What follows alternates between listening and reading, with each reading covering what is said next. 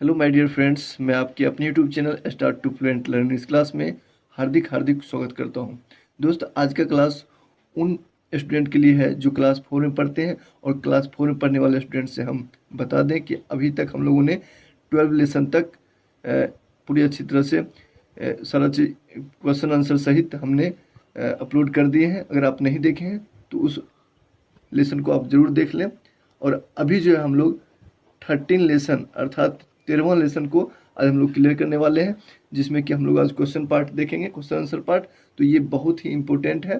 तो जो भी देखने वाले व्यूअर्स हैं और जो भी गार्जियन हैं, अगर आप देख रहे हैं, अगर आपके कोई भी 4 क्लास के स्टूडेंट है तो उन्हें आप जरूर यह दिखाएं, क्योंकि ये बहुत ही इम्पोर्टेंट क्लास है उनके लिए।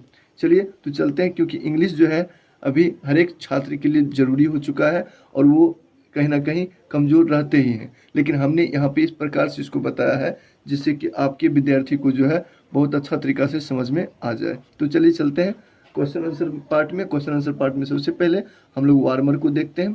तो वार्मर में कहा जा रहा है यहाँ पे, have you ever seen your mother asking making chapatis? क्या आप मम्मी को खाना मतलब कि माँ को जो है आप चपातीज रोटी बनाते हुए देखे हैं? Have you ever हैव्ड her?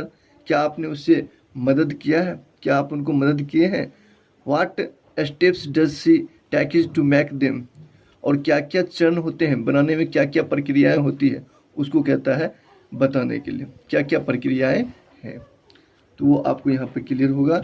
What steps does she take to make them, और उनमें क्या क्या प्रक्रिया है उसका आपको कहता है वर्णन करने के लिए क्या प्रक्रिया है। तो चलिए चलते हैं इसके आंसर की ओर। तो आंसर को दोस्तों हम यहाँ पर जो आपको प्रोवाइडेड करने वाले हैं वो आपको एक लिखा हुआ पेज से मिलेगा, और उसको हम बहुत ही अच्छी ढंग से जो है आपको वर्णित हिंदी में भी करेंगे। आप ध्यान से उसको सुनेंगे, समझेंगे और नोट करेंगे, जिससे कि आपको अच्छी तरह से जो है आपको आगे तक उसको आप अच्छी तरह से जो है नोट करके आप इसको परीक्षा में जो है हेल्पफुल बनाएंगे। चलिए चलते हैं।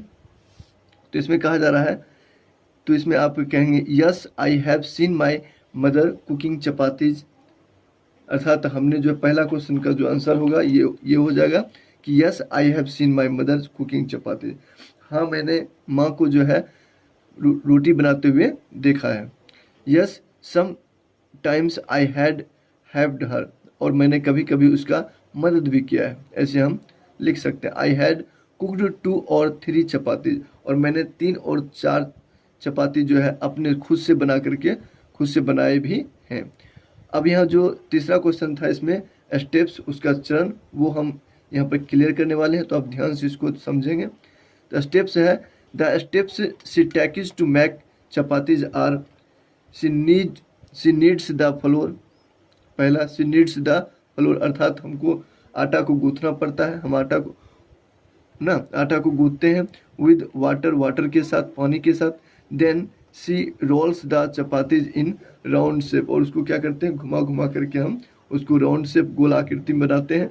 This raw chapatis she places on tawa, और जो कच्चा वो रॉ चपातीज होती है, कच्चा जो आइटम होता है उसको हम क्या करते हैं तवा पर देते हैं, सेकते हैं। And hits to be baked properly, और वो ठीक तरह से जब वो प्रॉपरली ठीक तरह से जो है वो सेका जाता है तो इस प्रकार से रोटी तैयार हो जाता है।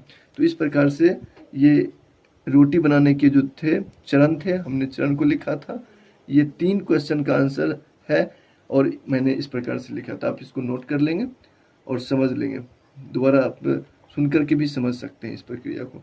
तो आप अच्छी तरह से इसको नोट करेंगे फिलहाल, और जो जैसे हमने पढ़ा है उसको आप दोबारा सुन करके आप भी पढ़ने का प्रैक्टिस करेंगे और एक एक वर्ड को जो है आप इसको पढ़ेंगे। चलिए चलते हैं अगले क्वेश्चन की ओर। अगला क्वेश्चन में कहा जा रहा है आपको B.1 में, हम लोग B.1 देखने वाले थे। B.1 में कहा जा रहा है, based on your reading of the story से whether the following statements are true और फॉल्स। अर्थात कौन सा स्टेटमेंट जो है ये पाठ के आधार पर रीडिंग कर करके आपको जो है यहाँ पर इसका फॉल्स और ट्रू में इसका जवाब देना है। जैसे कि इसमें सबसे पहला नंबर कहा जा रहा है, the duck found the grain of wheat. अर्थात बत्तख जो था उसने जो है गेहूं के दानों को पाया था। तो ये हो जाएगा फॉल्स, क्योंकि बत्तख ने नहीं पाया था, वो तो लाल मुर्गी ने पाया था। तो ये हो जाएगा, आप यहाँ पे लिखेंगे फॉल्स। चलिए, तो ये पहला आंसर आप दे देंगे इस प्रकार से। अगला जो है, the cat and dog ate the bread, और लास्ट में जो है कैट और डॉग ने रोटी को खाया था। तो ये भी हो जाएगा फॉल्स, क्योंकि रोटी को कैट और डॉग ने नहीं खाया था। हमने देखा था रेड रेड हैन जो लाल मुर्गी था उसने और उसके बच्चे ने खाया था। तो आगे है, the Hahn did all the work, और ये सारी प्रक्रिया जो है हैन ने किया था। तो ये बिल्कुल सही है, तो इसमें आप लगा देंगे ट्रू, ट्रू लिख देंगे। चलिए, इस प्रकार से B.1 का जो है क्लियर होता है। हम लोग चलते हैं C.1 में। C.1 में कहा जा रहा है टिक द करेक्ट आंसर। आपको जो है यहाँ पे ऑप्शन दिए हुए हैं और जो ऑप्शन सही है उसमें आपको टिक करना है। जैसे कि इसमें कह रहा है कि a word that most suitably describe the hen, अर्थात हैन के लिए जो वर्णन किया गया है वो कौन सा सही है इसमें से। तो लेजी है, पाठ के आधार पर है, हार्ड वर्किंग या सेल्फिश। तो इसमें से जो है हम देख पा रहे हैं कि हार्ड वर्किंग होना चाहिए, क्योंकि वो काफ़ी मेहनत की थी सारा प्रक्रिया में। तो ये हो जाएगा हार्ड वर्किंग। आगे जो है C.2, इसमें कहा जाए कि आंसर द फॉलोइंग क्वेश्चंस। आपको जो है नीचे दिए प्रश्न का उत्तर देना है। आप इसके जितने शब्दों में दे सकते हैं, तो ये तो वर्णन है नहीं, तो हम यहाँ पर देख लेते हैं। क्वेश्चन के हिसाब से जो कहा जा रहा है उसका आंसर हम उस हिसाब से देंगे। जैसे इसमें कह रहा है कि home did the Hahn ask for help, अर्थात हैन को जो है मदद किस किस ने किया था। हैन को मदद किस किस ने किया था, तो हमने पाठ में देखा था यहाँ पे। तो ये देखिए, डक, कैट और डॉग से उसने हेल्प मांगा था। किस किस से उसने हेल्प मांगा था, तो ये आपको जैसे कि यहाँ पे कहा जा रहा है क्वेश्चन में, किस किस से उसने हेल्प मांगा था। आस्क मतलब पूछना या मांगना, तो मांगा था। Home did the Hahn ask for hen help, ask for help, help के लिए वो किस किस से मांगने गया था। यहाँ पर आंसर आप लिखेंगे डक, कैट और dog. The duck, the cat and the dog, बस इसका आंसर हो जाएगा तीनों। तो आप यहाँ से आप इसका आंसर तीनों लिख लेंगे, the duck, the cat and the dog. तो इस प्रकार से इसका आंसर आप लिख देंगे वर्ड में। किस किस से हेल्प मांगा था, तो ये तीनों हो जाएगी। तो आप इसके आंसर में जो आप इस प्रकार से लिख सकते हैं, द डक, ठीक, द डॉग और the cat and the cat. तो इस प्रकार से आप इसको लिख देंगे। अगला है हु एट द ब्रेड, यानी अर्थात ब्रेड को किसने खाया था। तो हम यहाँ पे बोलेंगे red hen and her chicks, यानी कि उसके जो बच्चे थे वो खाया था। तो red hen and her chicks ate the bread, इसका आंसर आप यहाँ से लिखेंगे red Hahn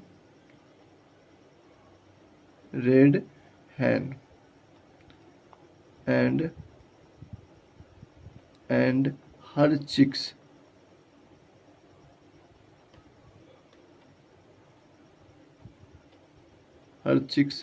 eight the bread.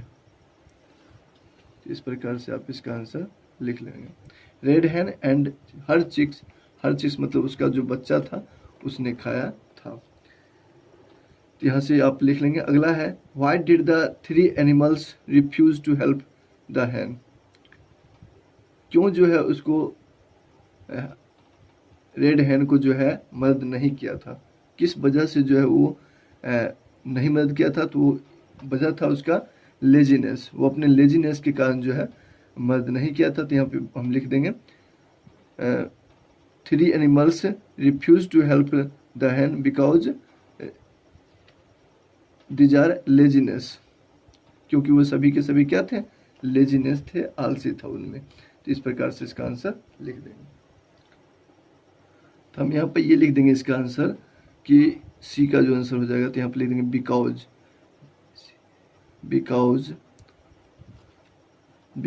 The 3 animals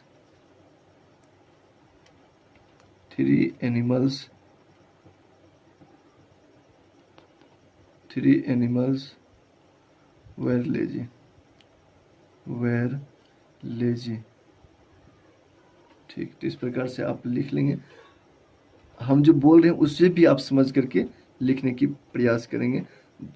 थोड़ा हम लिखने में जो है अभी कुछ वर्क के वजह से जो है हम अभी स्पीड लिख रहे हैं, ठीक है, और आप जो है सुन करके ही लिख लेंगे, ठीक। चलिए आगे चलते हैं। आगे में कहा जा रहा है C.3 में rewrite the following steps in the order in which they appear in the story. अर्थात कह रहा है कि जो हमने स्टोरी पढ़ा है, स्टोरी जो समझा है, उसी स्टोरी में जो है आपको ये सारे जो है वर्ड्स हैं, ये सारे जो है सेंटेंसेज हैं, जो आपको ये बताना है कि कौन सा पहले है कौन से बाद में होगा। तो यहाँ पर हम देख रहे हैं सबसे पहले जो है प्लांटिंग द व्हीट, ये इसको आपको पहले में लिखना है। दूसरा नंबर पे जो है ये कटिंग द व्हीट, पहले पौधा रोपा गया उसके बाद काटा गया। और तीसरा नंबर पे आप लिखेंगे थ्रेसिंग द व्हीट, अर्थात उसको फिर थ्रेसिंग किया गया। उसके बाद जो आप लिखेंगे ग्राइंडिंग द व्हीट, ठीक। और उसके बाद पांचवा नंबर लिखेंगे बेकिंग द ब्रेड, और छठा नंबर हो जाएगा ईटिंग द ब्रेड। इस प्रकार से स्टेप्स हैं, आप इसको नंबर से जैसे हमने बैठाए हैं इसमें, तो उसी प्रकार से आप यहाँ पर लिख लेंगे। तो चलिए इसी यहीं पर जो है हम अपनी मॉर्निंग को बेंड अप करते हैं, क्योंकि आगे की क्लास में हम लोग D.1 से देखेंगे। और अभी हम जो है अच्छी तरह से आपको जैसे हुआ वैसे हम अभी बता दें, लेकिन अगले क्लास में जो है आपको अच्छी तरह से बताया, क्योंकि स्वास्थ्य ठीक नहीं रह पाने की वजह से हम जो है आपको अभी अच्छी तरह से नहीं बता पाए। अगले क्लास में हम अच्छी तरह से और इसको देने की कोशिश करेंगे, आप जो है निश्चित रूप से देखेंगे। चलिए इसी के साथ अपनी मॉर्निंग को बेंड अप करते हैं। So thank you very much, all the best, have a nice day.